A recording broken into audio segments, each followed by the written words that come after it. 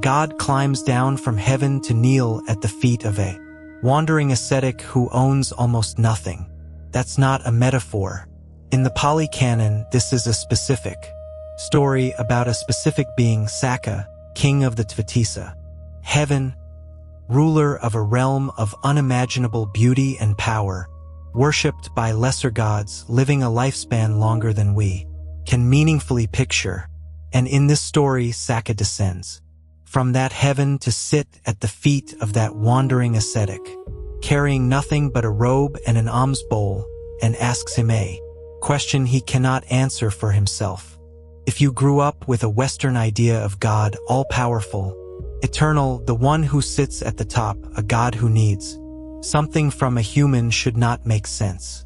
And yet, that's exactly where Buddhism starts to get strange, and exactly why the question, does Buddhism believe in God, turns out to be the wrong question entirely. Here's what usually happens when people ask this. Someone says, Buddhism doesn't believe in God, right?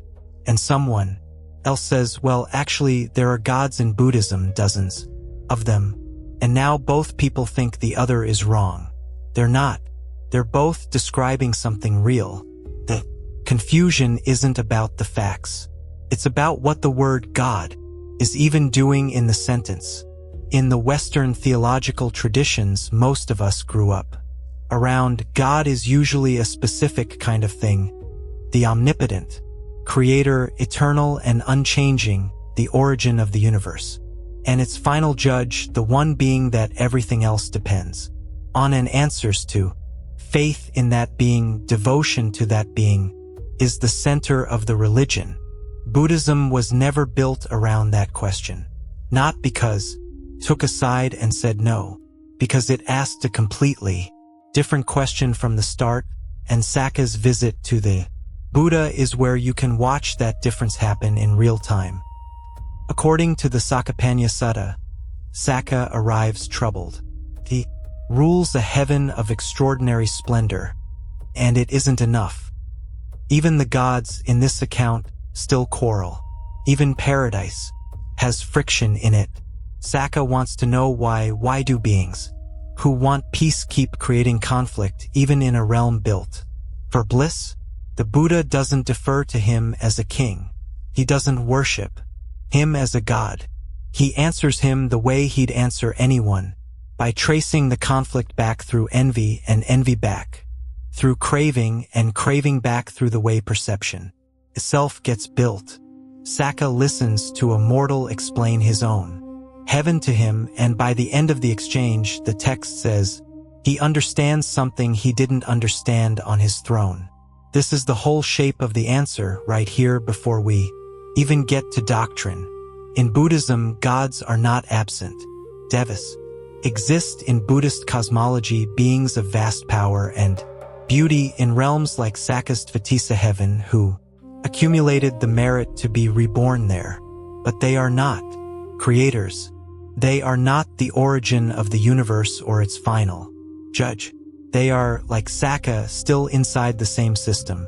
Everyone else is inside impermanence, karma, the possibility of getting it wrong even from a throne in paradise. The Buddhist texts don't make the existence of gods the central problem to be solved. What the Buddha keeps returning to again and again is what actually ends suffering. So what is the point? For that, it helps to leave India for a moment and go to a debate that happened centuries later. Debate between a Greek king and a Buddhist monk that ended up as its own text, the Milinda Panha, the questions of King Milinda.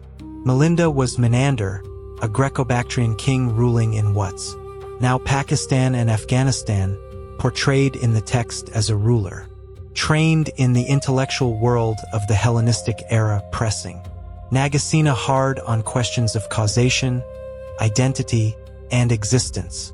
And the monk he kept coming back to again and again to try and find a hole in his logic was Nagasena. Milinda pushes on a question that world of thought was built to ask.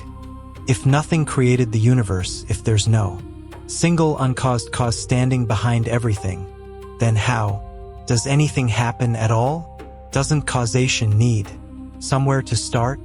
Nagasina's answer is the teaching Buddhism actually organizes itself around more than any position on God, dependent. Origination. When this exists, that arises. When this ceases, that ceases. Not a chain that needs a first link standing. Outside the chain, a web of specific conditions where what happens depends on other conditions already in place, the way the sides of an arch hold each other up without any single stone being the cause of the arch. The 12 links of dependent origination trace this, specifically through human suffering, ignorance conditions. Craving, craving condition clinging, clinging condition. Becoming, and round it goes the engine of samsara running, on causes that are all inside the system, not one prime mover, sitting outside it pulling the strings. Melinda, by the account preserved in the text, doesn't leave converted to a new theology. He leaves with something more specific, a working alternative to the question he'd been asking his whole life. Not who caused this, but what sustains this moment to moment. And that turns out to be a question you can actually investigate instead of one you can only have faith about. This is where the Buddha's most famous refusal comes in, not a refusal to answer, but a refusal to answer certain questions at all on principle. There's a parable about a man shot with a poisoned arrow. Before he'll let anyone treat him, he insists on knowing who shot it, what clan the archer came from, what the bow was made of, what kind of feathers were on the arrow. He dies demanding answers to questions that were never going to save him. The Buddha used this story specifically for questions like, is the universe eternal or not? Does the self continue after death or not? The Avyakata, the undeclared questions he pointedly refused to take a position on, not because the question was meaningless, but because answering it wouldn't pull the arrow. The point of the teaching is strikingly practical. Across the texts, the Buddha repeatedly defines his whole project in exactly those terms, suffering and the end of suffering.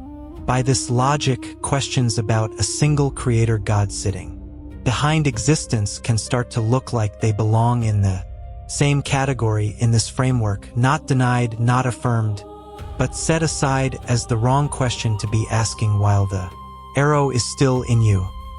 None of this, though, means Buddhism has no place for anything like faith or that it demands cold self-sufficiency with nothing to lean on.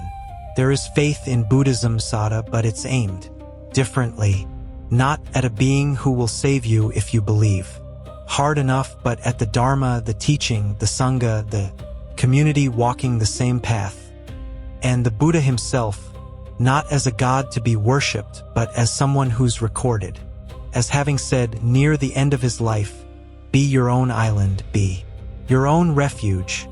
A line from the Mahaparinibbana Sutta, his final teaching before he died, not a command to worship him, but almost the opposite.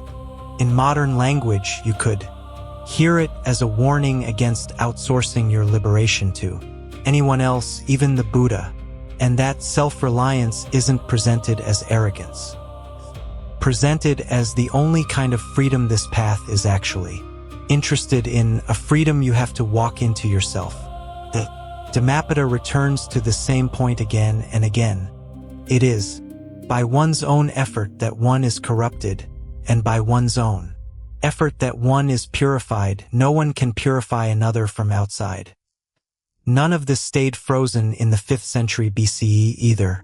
2,000 years after Sakka climbed down from his heaven, the same question showed up again in a very different setting, a Trappist monastery in Kentucky in 1966, where a Catholic monk sat down with a Vietnamese Buddhist teacher for several days of quiet conversation. That monk, Thomas Merton, wrote afterward that he considered this teacher a brother, without either of them needing to settle whose God or whose no God was correct first. The teacher was Thich Nhat Hanh, and in his own later writing he described nirvana less like a supernatural realm and more like what he called the ground of being, language that sits closer to some contemplative Christian mystics than to either strict atheism or the God of the Abrahamic traditions. The Dalai Lama, decades later, took the same instinct into a very different room, into ongoing conversations with physicists and neuroscientists less interested in whether science disproves God than in where Buddhist accounts of mind and causality overlap with what those fields are finding, an overlap worth taking seriously as a genuine parallel, not as Buddhism being scientifically proven, which is maybe the most honest way to end this. Buddhism did not build its path around proving or disproving God. Quietly moved the center of the investigation somewhere else and left the door open for you to walk back through it however you like, as a theist who finds a compatible practice, as an atheist who finds a livable ethics without a deity attached, or as someone who, like Sakka, still isn't sure what to call the thing sitting on the other side of the argument and decides to go find out directly, instead of deciding from a throne.